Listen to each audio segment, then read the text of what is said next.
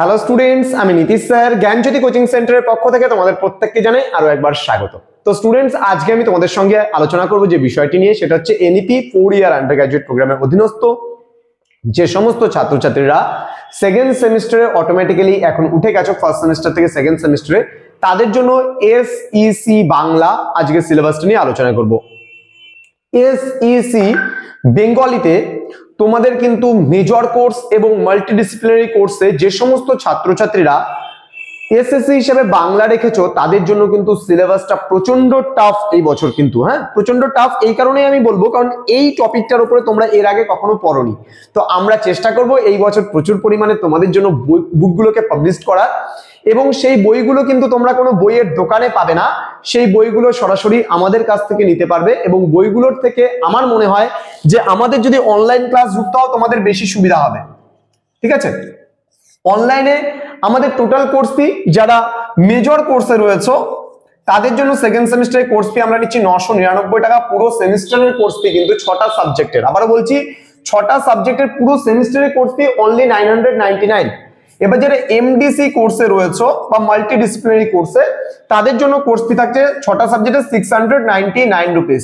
তো দেরি না করে আজই যোগাযোগ করো আমাদের জ্ঞানজ্যোতি কোচিং সেন্টারে এবং তুমিও যুক্ত হয়ে যাও আমাদের সঙ্গে। তো চলো শুরু করছি আজকের সিলেবাসটা। এবং তোমরা অবশ্যই যারা ফার্স্ট টাইম ভিডিওটি দেখছো চ্যানেলটিকে সাবস্ক্রাইব করে নেবে এবং বন্ধুদের সঙ্গে অবশ্যই ভিডিওটি শেয়ার করবে। দেখো, তোমাদের এবার এসইসি বাংলাতে রয়েছে editing and publishing in Bengali. আবারও বলছি, editing and publishing in Bengali এই পার্টটা, অর্থাৎ বাংলা ভাষার সম্পাদনা এবং তার প্রকাশনা সম্পর্কে তোমাদের পড়তে হবে, এটা শিরোনামে রয়েছে। তো এসএসসি 2 তে তোমাদের পড়তে হচ্ছে ইউনিট নাম্বার 1 এ তোমরা পড়বে বাংলা শব্দ ভান্ডার। এবার এই বাংলা শব্দ ভান্ডারের মধ্যে তোমরা তৎসম শব্দ, অর্ধ তৎসম শব্দ, তদ্ভব শব্দ, দেশি শব্দ ও আগন্তুক শব্দ সম্পর্কে কিন্তু তোমরা পড়বে। নেক্সট রয়েছে 2 নাম্বার ইউনিট বাংলা বানান চর্চা।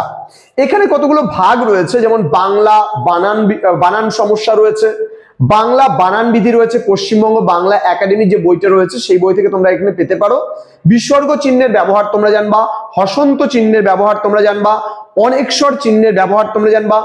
দেখবা এখানে কয় রস্যিকারে আমরা কি বলি কি, আবার কয় দীর্ঘিকারেও কি বলি, কিন্তু কোন ক্ষেত্রে আমরা কয় রস্যিকার ব্যবহার করি, কোন কোন ক্ষেত্রে আমরা কয় দীর্ঘিকার ব্যবহার করি, এই বিষয়গুলো তোমাদের শেখাবো। দেন আমরা ই বলি, ই একবার রস্যইকেও আমরা ই বলি, দীর্ঘইকেও কিন্তু আমরা ই বলি, কিন্তু কোথায় রস্যই হয় কোথায় দীর্ঘই হয় এই ব্যবহারটাও তোমাদের শিখাবো।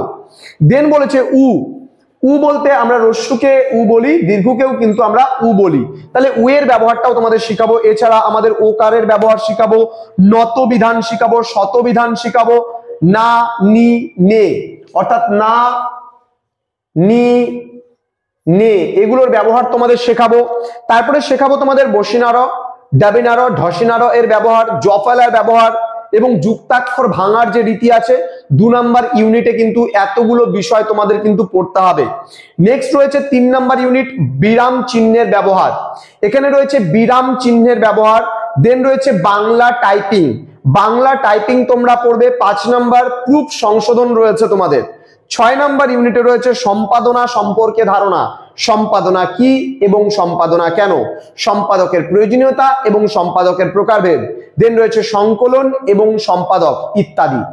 সম্পাদনার মধ্যে রয়েছে গ্রন্থ ও পত্রিকা, বিষয় নির্ধারণ, রচনা আহ্বান, নির্বাচন, সংশোধন, সূচিপত্র, সম্পাদকীয় ইত্যাদি। দেন গ্রন্থ নির্মাণ ও প্রকাশনার ক্ষেত্রে রয়েছে প্রচ্ছদ, ব্লার্ব, নামপত্র, আখ্যাপত্র, ফোলিও, ব্যাক কভার, পুস্তানি, পাণ্ডুলিপি, প্রুফ, তথ্যসূত্র ইত্যাদি বিষয়গুলো রয়েছে।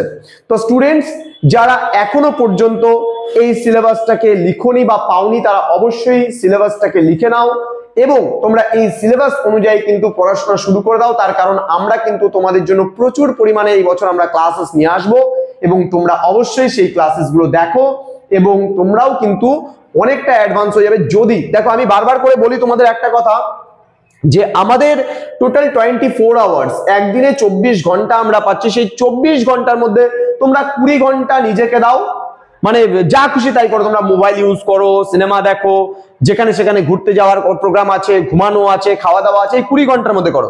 বাকি 4 ঘন্টা যদি পড়াশোনা করতে হয় তাহলে এই 4টা ঘন্টা তুমি ইভিনিং টাইমে নিজের জন্য দিয়ে দাও না, বাকি সময়টা তুমি যা খুশি তাই করো। যদি পড়াশোনা করে যে মনে ভালো একটা জায়গায় পৌঁছাতে হয় তাহলে আমার মনে হয় না যে এর থেকে কম তোমরা পড়লে পারে কিছু হবে।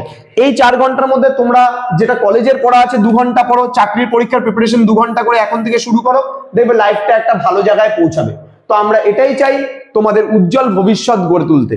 তো তোমরা যদি আমাদেরকে সহযোগিতা করো তবেই কিন্তু আমরা তোমাদেরকে সহযোগিতা করতে পারবো, না হলে কিন্তু তোমরা পিছিয়ে পড়বে। যদি অ্যাডমিশন নিতে হয় বছরের শুরুতে নাও, বছরের শুরুতে নিলেও এই কোর্স ফিটাই লাগবে, বছরের শেষে নিলেও এই কোর্স ফিটাই দিতে হবে। সুতরাং আমরা কেন পরের দিকে অ্যাডমিশনটা নেব? তো স্টুডেন্টস, বি কেয়ারফুল। দেখা হচ্ছে আরো একটা নতুন ভিডিও নিয়ে। তোমরা প্রত্যেকে ভালো থেকো, সুস্থ থেকো। Thank you so much. Thanks for watching. After all, thank you.